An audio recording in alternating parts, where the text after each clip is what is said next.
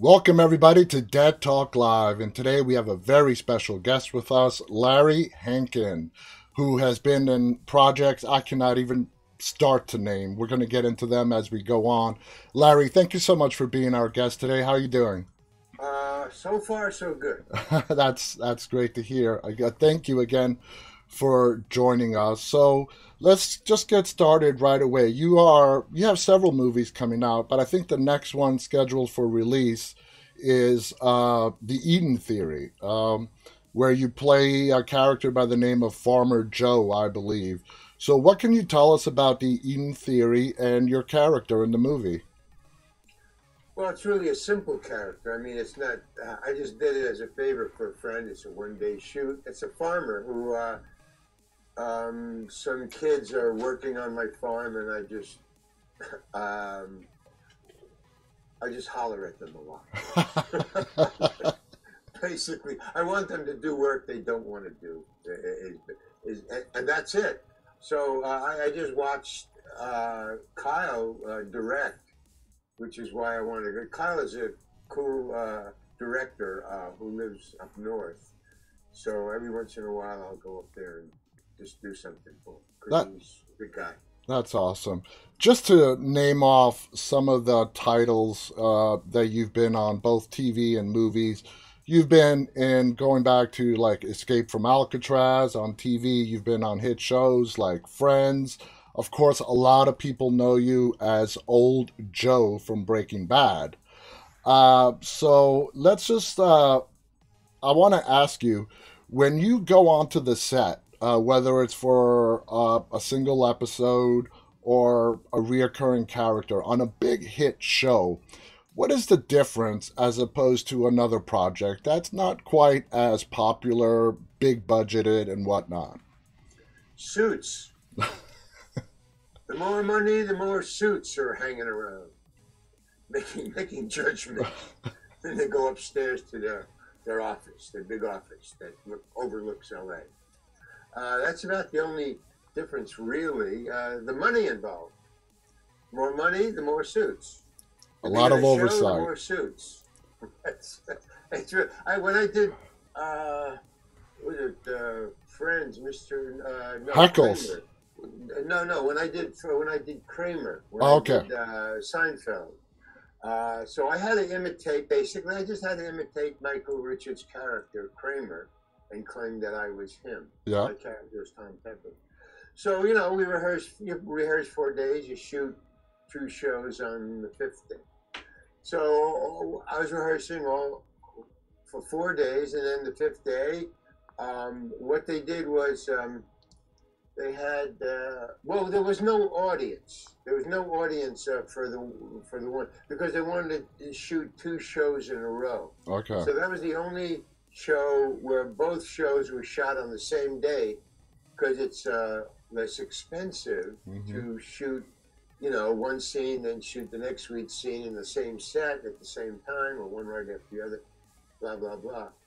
So there was nobody there, but I remember as soon as so there was no suits around the whole 4 days and the entire day of shooting, for camera on the fifth day on Friday until my scene showed up where I was going to imitate Kramer. Uh huh. I remember that. And I started to walk toward. I was up in my dressing room where wasn't watching.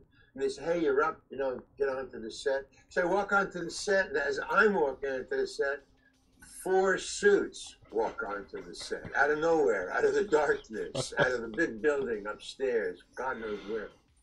And they just stood at the edge of the set, off camera, and they just crossed their arms across their chests, and they just stood there waiting for the scene to start, and director yells action, and I do the scene, and then he yells cut, okay, moving on, and everybody moved on, and the suits disappeared.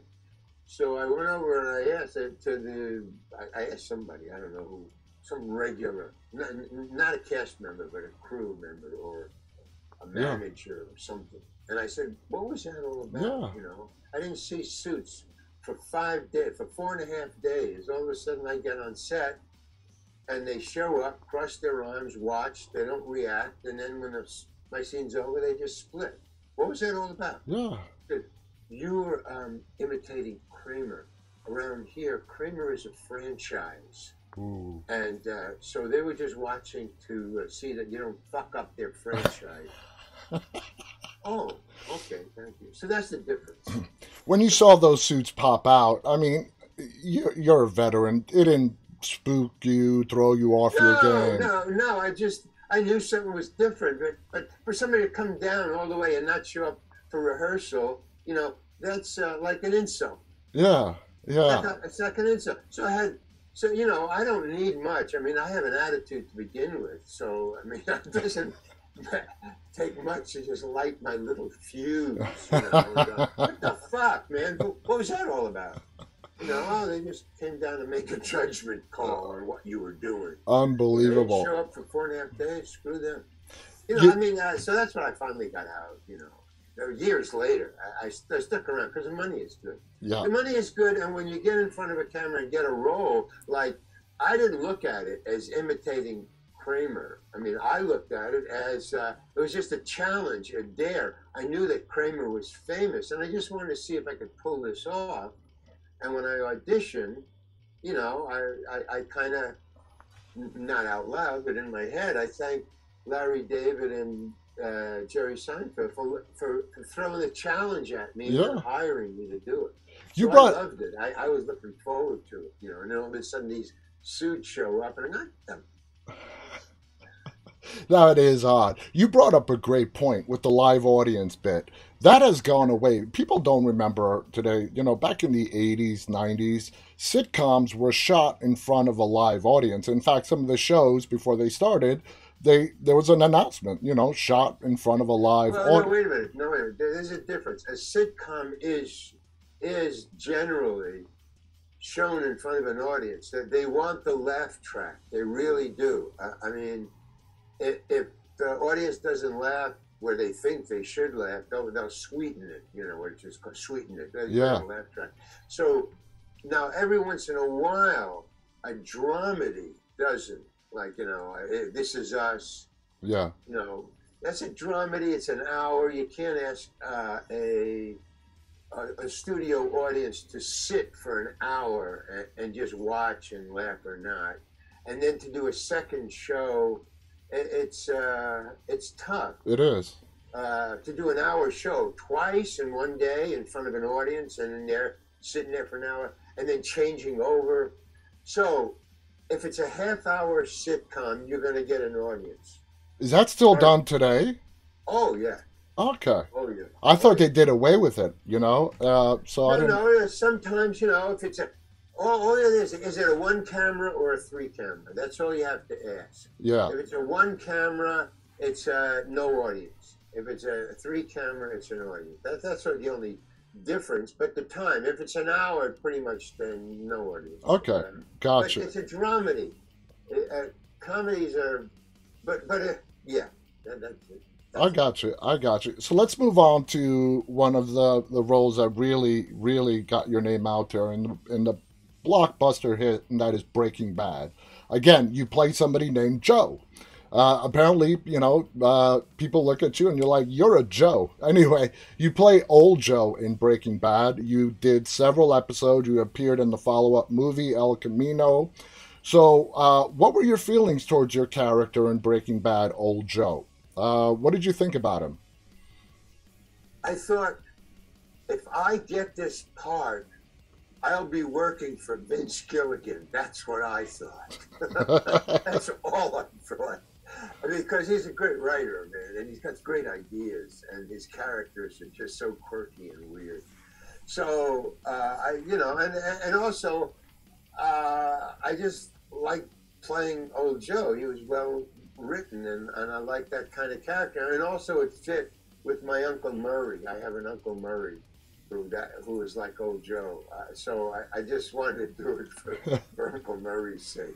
Now, I just was doing Uncle Murray. Refresh my memory. When we are introduced to Old Joe in Breaking Bad, it's in that scene where they take the camper into the junkyard and they're being followed by Dean Norris's character, Hank. And of course, Hank doesn't know that Bryan Cranston, Walter White, his brother-in-law, is in there, and you come out and you present the DEA with this, constitutional language about search and seizure and the mobile home being a home. That was brilliant, and that stuck with so many people. I loved it. I loved that line. I loved that introduction. What did you think of that dialogue when you read the script on how you were gonna be brought into the show? I thought it was too long for me to memorize. They gave that to me right before I went on. They gave it to me Wow, 2 hours before I went on, so I didn't memorize it at all. I just improvised. That speech is improvised. I improvised it. I did not know that. Well, you did a great job, and obviously No, I they. mean I had what I had to say and the intent of the scene written down, and it was a page long speech. So I try to memorize it, but I couldn't. I'm dyslexic, and a lot of the actors are, but I just don't want to put in the work. I mean, it takes a terrific amount of time and energy to memorize if you're dyslexic. I can And most imagine. actors will put in the time, but I don't have the fire in the belly, man. I don't care if I'm an actor or not. The Well, money was good, and I liked the parts I was auditioning for. I well, wanted to do them because I thought I could do them. well, maybe But that's why old Joe and his introduction and that speech that you gave resonated with so many fans. It's because you did improvise it to some degree, and it felt real, authentic, and you nailed it. So, congratulations, you did a great job on that. So, getting to work with Vince Gilligan, was it everything you thought it would be? yeah, yeah, he's a good guy. He's a good guy, and but he knows and he knows what he wants, and he tries to get it as hard as he can. Little OCD there, which is great, which is fine if you're a director. If you're Vince Gilligan, it's fine. So yeah, and he doesn't direct. I mean, no, No. all the great directors don't direct actors. That's not what they're there for. They're there to work with the cinematographer and the story, the writer and Mm-hmm. the intent of the scene. They don't bother with the actors. John Huston said it best. He said 80% of a director's job is hiring the right Casting. actors. Exactly. And getting out of Once the you way. hire the right actors, you leave them alone and Yep. you deal with what you've got to do. Get the right shot, the mood, the quality, the lighting, talk to the cinematographer, and can tell the story, man. Tell the story. Absolutely, and I've heard that before too. A director, once you cast the actor, just let them do their thing. You casted them for a purpose. Get out of their way. And help them get to where they want to go. That's what Larry David did with me in a very funny way. He's great. Larry David, that was for Seinfeld, because my idea for doing Tom Pepper, the character who is then going to imitate Kramer. So I was doing a character in a character. I just Yeah. love the challenge. It just turned me on. So my idea was Buster Keaton. I thought uh, Tom Pepper, the character, Tom Pepper is passive aggressive. I Mm-hmm. thought just the way it was written. I don't know. That's just what I saw. So I thought, well, Buster Keaton would be about as passive aggressive you could think. Just his stone face, and then um, he just gets mad at Costanza for saying something, like he telling him I didn't steal the raisins, Yeah. but he was, but other than that, I want to do that. So Larry David stands on the side and he just watches. He's not the director of the Yeah. show. He's the writer producer. But when he gets an idea, he'll call you over. He'll say, excuse me, Tom. Tom was also the name of the director of the show, like a Mm-hmm. traffic manager for cameras and stuff.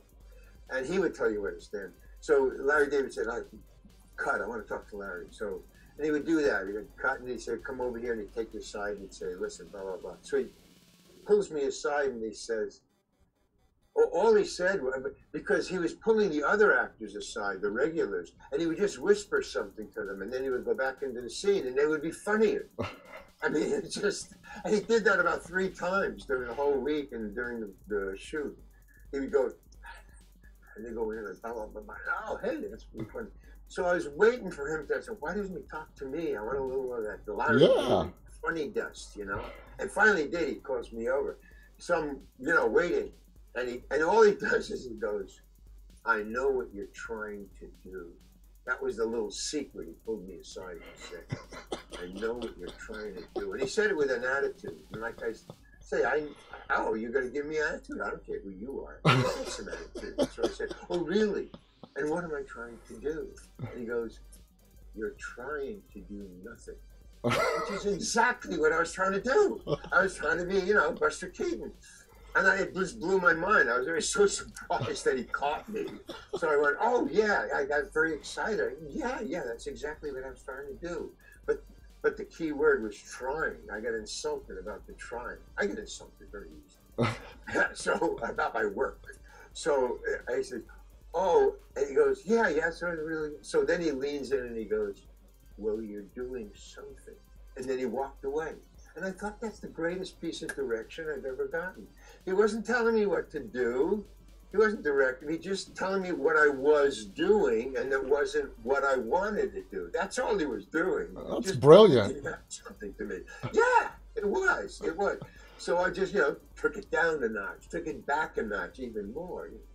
So, it worked, but he was right on. Yeah. But he said it in such a way, just cool, man. Yeah. So the director is what the director's job vis-a-vis the actors in movies mainly is just help the actor get to where he wants to go once you've chosen him for the part you want him to play. Absolutely. Now, you have been on so many different sets, like we've discussed. It seems like Kramer has a very special place in your heart. Besides Kramer, whether it's Breaking Bad, Friends, or the countless other shows and movies that you've done, what else really stands out as a really great experience for you? Oh, working in Escape from Alcatraz. Really? That was my first big time movie. Yeah. Really a lot of well, luckily we were working on Alcatraz Island. So you had to get up at like 6 o'clock in the morning to catch the boats. So Yeah. Two boats, because there was 200, extras, prisoners. Mm-hmm. So no suits would get up that early to get on a boat to go to an island. So the water, San Francisco Bay, kept the suits at bay. I love it. So there's no suits around at all. It was just really great. And then I remember Don Siegel, I was working with him, who was a classic director from the old days, from the black and white days. He finally, I would always follow him around, asking questions. Like, why are you doing this? Or where are you putting the camera? Because I was just curious. I would just follow him around. So he kind of adopted me as his grandson. He was a nice old elder gentleman. He wasn't an old man at all. He was an elder gentleman. He was just wonderful. And so he kind of saw that I was following around, asking a lot of questions. So he just, would put me on, or he put me in a lot of scenes. Like, for instance, here's a weirdness. I've never seen this in Hollywood at all. So I did that for the whole movie. I followed him around.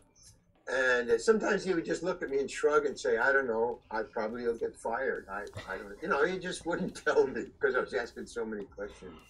So at the end, finally one day he said, and also Bruce Surtees, who was the cameraman, was on the verge of getting fired every day, man. They would get a call saying, his rushes are too black, they're too dark. So Clint Eastwood and Don Siegel would call Bruce Surtees the Prince of Darkness, refer to him, because he had a lot of dark shadows. Not that the screen was dark, but he always had dark shadows somewhere.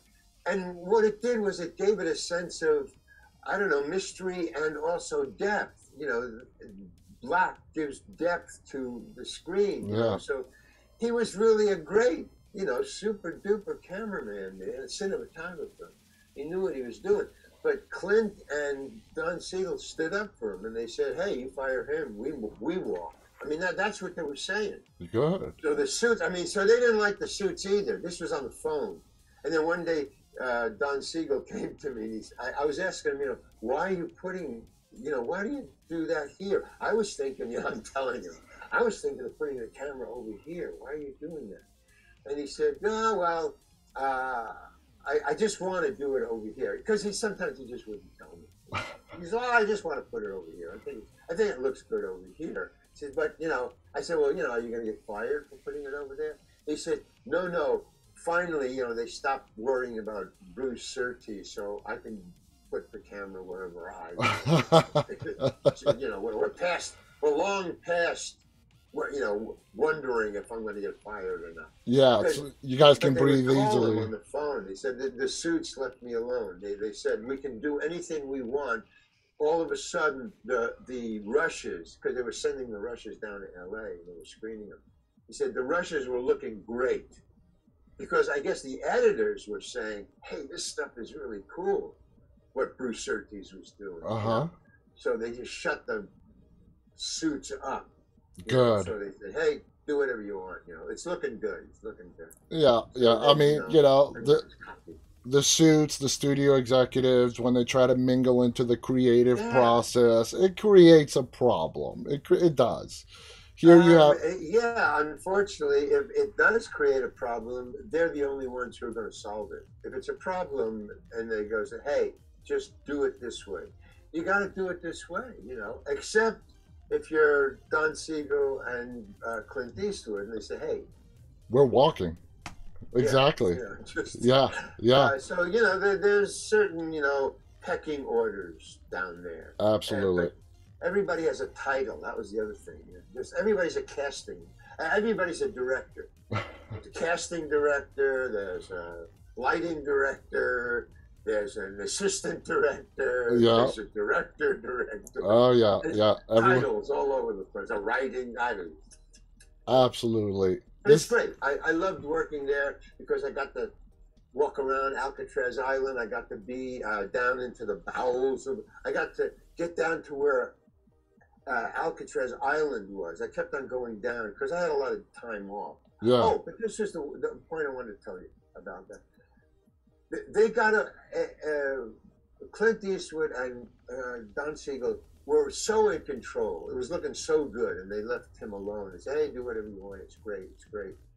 So that finally, Don Siegel, because I was hanging around a lot, he would tell me, get in the scene, Larry. Just get in the scene. I go, what am I doing? It doesn't matter. Just get in there. Well, why am I in there? I just need another body in there. Just get in there. So I was every day. I was in another scene that I wasn't written for, but I would always getting on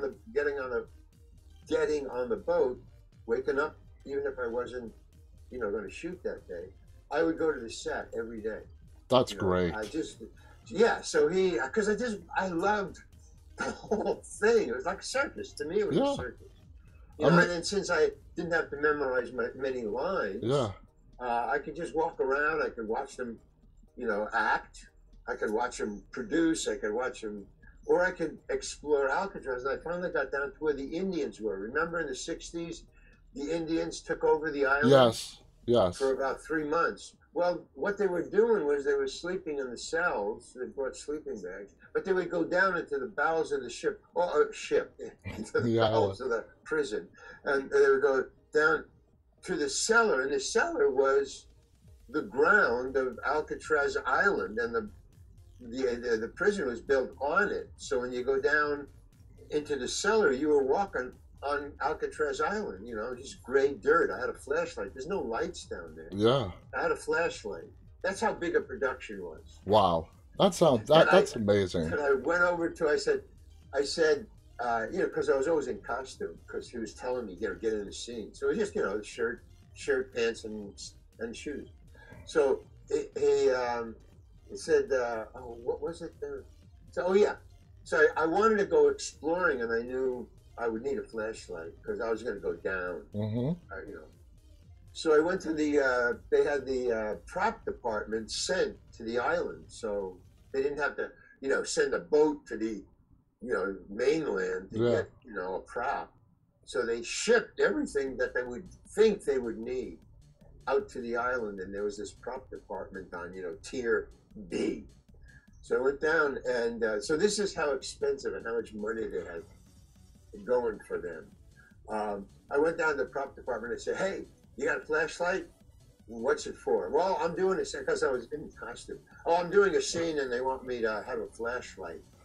So he goes, "Yeah." So he hands me a flashlight. I didn't, I didn't bother to ask if it had batteries in it. Or even if it was a real But when he flashlight. handed it to me, I clicked it on, and it had batteries in it already. Nice. And then I said, "Okay, thanks," and I just walked, But to just walk up to prop department in Hollywood and to just say, "Hey, you got a flashlight?" "Yeah." "Well, give me one." "Yeah, what do you need it for?" "Yeah, I got it for a scene." "Okay." Boom, and they would have you, because if it's not on the list of things for this movie, they don't have it. They just Yeah, very, parsimonious.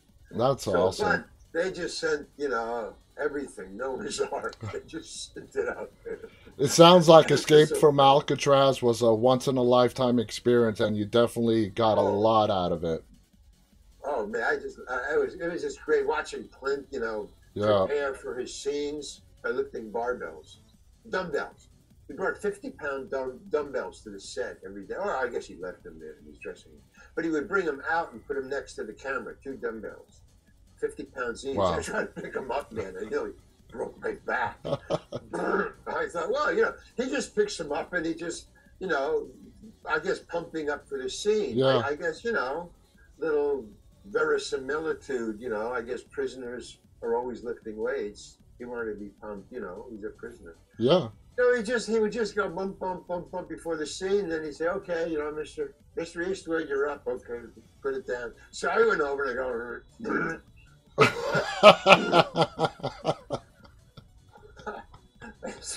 "Whoa." Oh, But yeah, Larry, it was really funny, man. that's a great story. I want to thank you so much for coming on here and just sharing some of your stories. They've been great to listen to. I can't believe 30 minutes have passed. It's been awesome just to hear just some of your experiences. Oh well, I got a commercial. I got an ad. I want to just tell them in October. I wrote a book about my adventures in Hollywood. Hmm. Making these movies and the fights I had and the discombobulation. So it's called That Guy, because everybody knows me as that guy. And so it'll be on Amazon, but it's That Guy. Look out for it, and you can get it in pre-sale. I guess in August. That's But I'll awesome. be handing out cards and stuff. And it's That Guy. is So, it coming out this summer? in October. Right. Awesome, awesome. But in August you can pre-order it. Pre-order it. So Yeah, it's guys, gonna look be out for great. that. That Guy by Larry Hankin, and I'm sure you have Yeah, it's filled with a lot of it's great really funny. stories. It's great. Awesome. Larry, thank you so much. I want to thank our audience who's tuned in live and those of you who will watch this later on. On behalf of Larry Hankin and myself, guys, stay safe and stay walking. Bye bye. Bye.